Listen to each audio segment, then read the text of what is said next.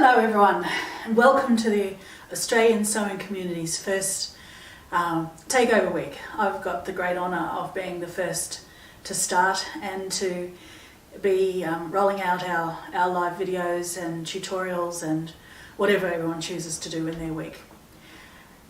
It's really quite exciting to be a part of this group, and I'm pleased that we've had the opportunity. We've seen unprecedented times, and it's pretty challenging for everybody. So most of the people who are part of this group have, over the last few years, built large international profiles, and of course this year we can't get overseas, we can't do our teaching, we can't trade at the major shows in England and America. So we've had to come up with a better way to communicate with all of our friends and our customers and potential students. So I'm hoping that this group will be able to provide something for everybody. Not every segment is going to be of interest to every single person, but if you can watch the videos, talk to the designers online as they roll out their material, there's all sorts of techniques and tips and information that you'll find useful, I think. So what I'm going to do this week is I'm going to take you through how I create and also how I teach making my art quilts. So these examples behind me here are all quilts that started off as white homespun. So with the use of paint, some embellishment, and then some interesting fabrics within the applique, I've been able to transform what is basically a fairly boring piece of white homespun into something a little bit more interesting and pleasing to look at. So I'm going to take you through step by step, not every single thing, but a lot of the techniques that I use to create something like this. So I hope you're going to enjoy that. Okay, so the first thing I want to do today is I want to just talk to you a bit about paint. So all of these pieces started, as I said, as white homespun, and they've been painted so that they've got a lot more interest and depth. Whenever I'm doing a piece like this, I'm looking to go and achieve depth, activity, movement, light. Light brings life. So you've got this sense of a lot going on in the background that is just sort of absorbed into the whole when you look at the piece. You can see from this piece you can use paint to create all sorts of different shades. So in this piece I've gone from dark through to light. How you manipulate the placement of colour and the way you put the colour down will change the overall effect of the piece. So there's three characteristics. I'm just going to talk a little bit about paint theory for a minute. A bit boring, but we'll get there. And then we'll dive into some examples. So in the world of Cecile, there are three characteristics of paint that are important. Viscosity, transparency versus opacity, so can you see through or can you not? And to a lesser degree, is it colour fast? So different paints come in different weights and they do different things on the surface, whether that be canvas, paper, card, fabric, plastic, whatever. So they'll sit differently depending on the characteristics that make them up. Light, very fluid paints tend to be transparent or semi-transparent. The fuller bodied paints, which sit where you put them, they don't bleed or run, they tend to be more opaque. So let's imagine I want to create a snow cap on a fir tree in an applique. I would use a full-bodied paint that was opaque so I could cover up the bits of the tree and not have the colour coming through, maybe a little bit of glimmer and shimmer to make it sort of look a bit alive. If on the other hand I wanted to create a wash background for a seascape or a sunrise or anything like that, I would use the more liquid, more transparent paints so they'd bleed together, you'd have more of a continuity, you'd have this interesting merging of all of the colours. So depending on what you're trying to achieve with your paint, you select the paint that you need. Now I'm going to focus on putting some colour just onto some fabric to show you a couple of techniques today. But it's really important that you don't have to say, okay, I'm now going to jump in and make a painted quilt. For some of you, that will be a bit of a jump, I get that. However, there's a whole raft of different projects that are smaller or not necessarily you want them to be colour fast. I haven't talked about colour fast, I'll do that in a second. Things like things for the nursery for a new baby. Use a stencil and paint onto a bib, for example. You can do it in bags, garments, cushions, everything. So don't assume that everything I show you has to go into a quilt like this. Take the techniques and apply them in the way that suits you. Now, before I forget again, I'll go back to the third characteristic, which I didn't talk about, which is colour fastness. So, thickness of the paint. Is it runny? Is it thick? Is it transparent? Is it opaque? That's the first two. And then the third most important thing in many people's world is it colour fast? Now, I don't really care about that because I know enough about paint now that I know that I can make any colour product, whether it's a pigment, whether it's a paint, any of those things colour fast on fabric with the addition of the binder. If you buy fabric paints that are fabric paints, they will already have the binder added to them. They will have a colour binder, added to the fabric paint, and that basically acts as a magnet to hold the colour particles onto the surface. It sets and it becomes permanent. If you've got paints or colour pencils or pigments or anything else that you've got in the cupboard that you want to use for a particular effect, you can make all your paints colour fast with the addition of a textile medium. Now, when I first started putting paint on a fabric in the 80s, the only one available was Jo Sonja, and I used Jo Sonja's folk art paints and the Jo Sonja textile medium, and I didn't know very much and I made some very stiff fabric, but I got to paint, so that was all fun. Textile medium these days comes in hundreds and hundreds of different brands. Every fabric paint company has their own textile medium now, and pretty much anywhere you go you'll be able to find them. Certainly in any of the craft stores, art stores, etc. you'll find these. You just have to go where the paint is, not where the fabric is. So they'll all have something like textile medium or fabric painting medium or something like that on the title, and they are the binder that is added to your fabric paints that turns the pigments into colour fast permanent fabric paint. So you might have the perfect colour that you want to use that's been in the cupboard and it's an acrylic paint, or you might want to do something with kids on the school holidays and take their old acrylic, the $2 shop acrylics. You can make them permanent with a textile medium. All the paints I'm using already are textile paints, so they have the medium added, the binder agent is there, all you have to do is let them dry. Now, because we tend to always be in a hurry, we would give them a bit of a heat set with an iron, and that escalates the curing process so that the paints, the water in the paints evaporates out, and the bonding agent, the textile medium and the acrylic platelets all become permanent in your fabric. Once they're fully dry and cured, they're completely colour fast. You can go over with more layers. You can wash the garment or the bag or the quilt or whatever. Okay, so that's the basic theory about what we think about when we're looking at paints and selecting them. Today I'm going to focus on our transparent paints, and I'm just going to show you 3 techniques or 3 different approaches of how you can apply your paint. There's a couple of principles that I'll go through as well on the way. Now, you may have noticed that I got paint on my hands and I used it to clean up my cloth. That's okay. This is going to be very ad hoc with these fabrics.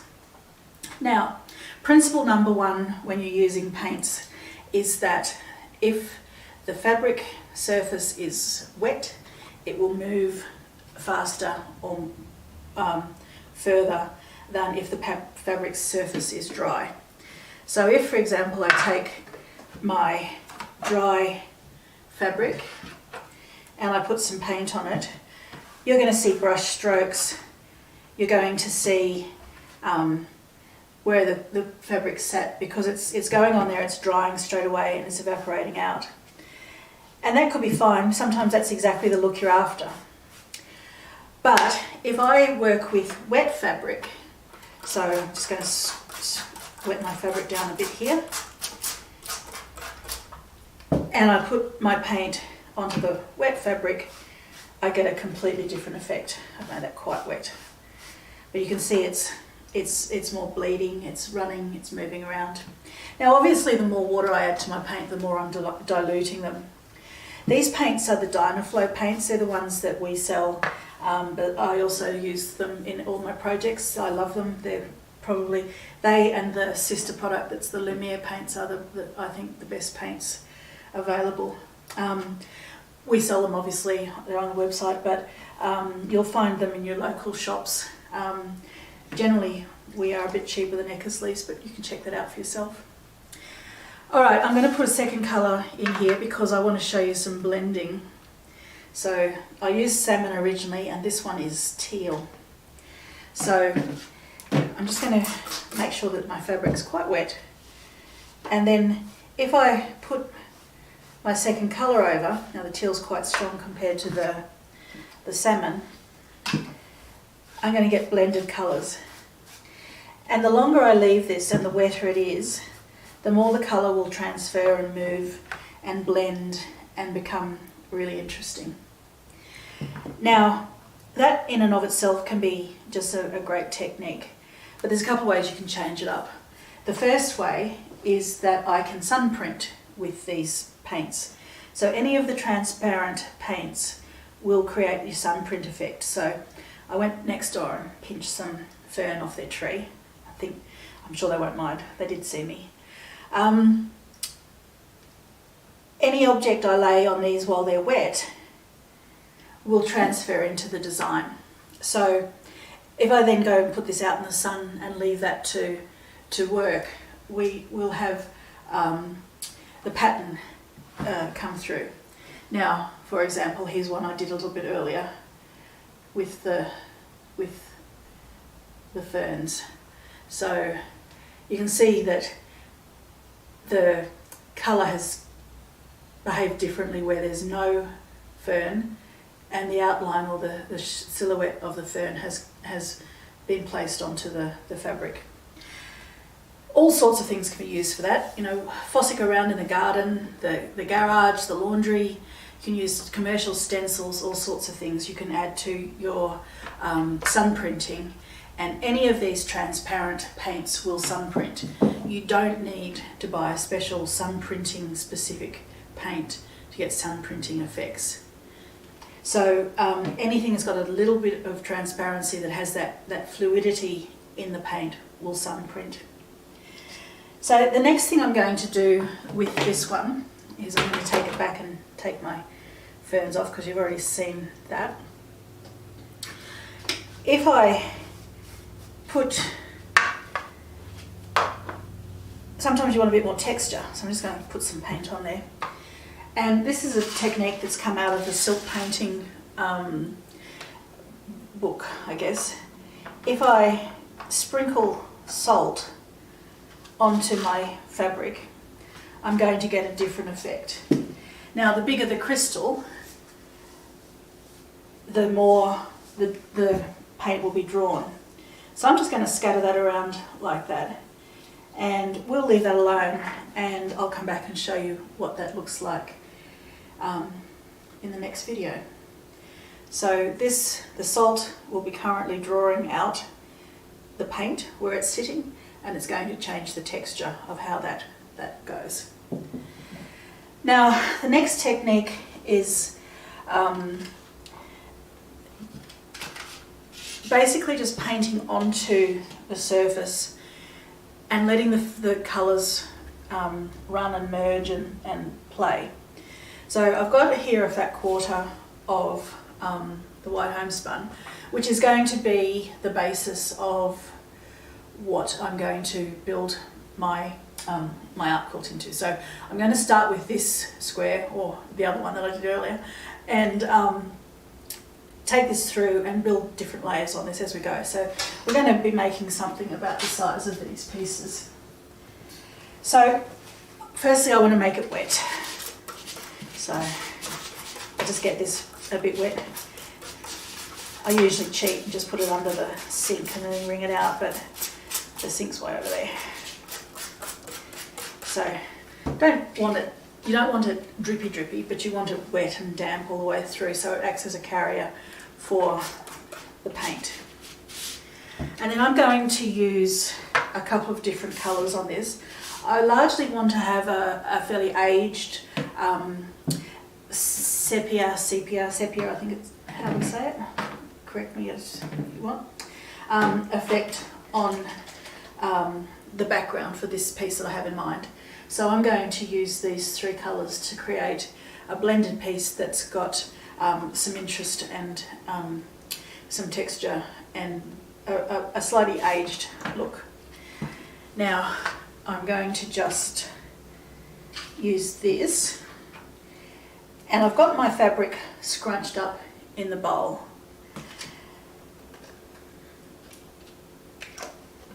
I'm going to pour some of my colour in, dilute it a little bit, because I find that the Dynaflow comes out very, very strongly straight out of the bottle. Now I do from time to time use it straight out of the bottle when I want really intense colours, but by and large I like to dilute it a bit. Now you can see that that's starting to spread already because the fabric is quite wet, a little wet, and the wetter I make it, the more the paint will pass through. Because what I'm trying to achieve here is I want to get a really blended effect of the three paints, and I want them to basically just meander along and do whatever they feel like they need to do. I'm not going to put a lot of design into this because I just want the fabrics to bleed and run and colour them as they see fit. And I'm going to let this all dry in the actual bowl because that's going to give me a whole lot of texture that I'm going to talk to you about tomorrow. So 2 colours on there now. You can start to see that it's going to blend through. You could put gloves on if you wanted. I tend not to, it all washes off. It's non-toxic, won't hurt you. And so I've used the brass and the ecru, and now I'm going to put some of the ochre on this colour, and we'll see what it looks like.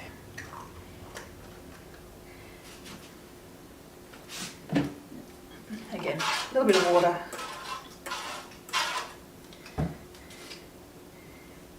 I'm just going to let that all sit through.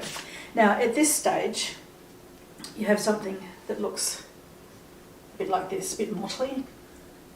So I'm going to make that a little bit wetter so I get the colours all to move a bit more. And then once that's done, we're going to have a fully blended colour that's all bled through, mixed, and it's going to be a very organic, natural, botanical sort of look. If you want something quite constructed, you can do that too. This piece over here, you can see that I've gone from dark to light by the way I've applied the colour. I've put my dark colours down at the bottom, I've gone light there, and I've let the two blend together. This one also, I've got degrees of the blues, and then through the centre there I've put some purple to make it a bit darker and deeper. Just have to let the dog out, excuse me. Come on. He was locked in the bedroom. Good boy, Baz. Good boy. Okay, so manipulating the colour. Just to finish off, this one was actually a clean-up cloth. I spilt some paint and I was doing a video like this and I didn't have a lot on my table, like I don't again today. And I just picked up a fat quarter and wiped up the spilt paint and then let it sit. And when I opened it up, it was so fantastic, I had to do something with it. Anyway, that's all I'm going to talk to you about today. There's 3 techniques that you can use with the more liquid paints. Tomorrow I want to work you through some of the full-bodied paints, and then we're going to go on to embellishing and layering up and creating different things throughout the week. If you haven't already liked the Facebook page or the Instagram page, please do. Both are at Textile Transitions, Facebook or Instagram. Website is textilestransitions.com.au. I'll be sitting and paying attention as this video goes live, so you can ask questions, you can talk to me, and then as we go through the week, I hope that you'll enjoy this particular series. Thanks for your time, and I'll see you shortly.